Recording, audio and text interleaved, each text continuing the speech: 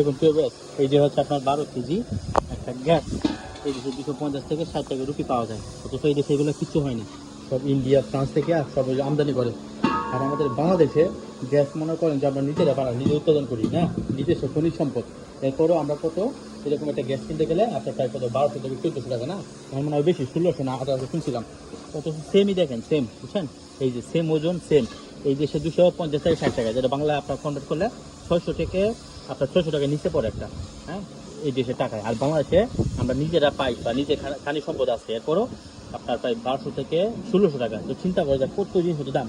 তো এইগুলা মূলত সব হচ্ছে বুঝছেন আমাদের সিস্টেম, বুঝছেন আমাদের যে মানে যারা আমাদেরকে নিয়ন্ত্রণ করে বা যে দেশ চালায় তাদের মধ্যে ত্রুটি, এই কারণে আমরা পাই না। অথচ দেখেন সেম আমাদের দেশ থেকে অনেক ছোট, এরা বাহির থেকে কিনে আর আমরা উল্টা আমরা বানাই, আমরা উৎপাদন করি, অন্য দেশে রপ্তানি করি, আর আমরাই বেশি দামে কিনতে হয়। আর এই দেশে দেখেন অন্য দেশে আনে আমদানি করে, এরপরে মাত্র 200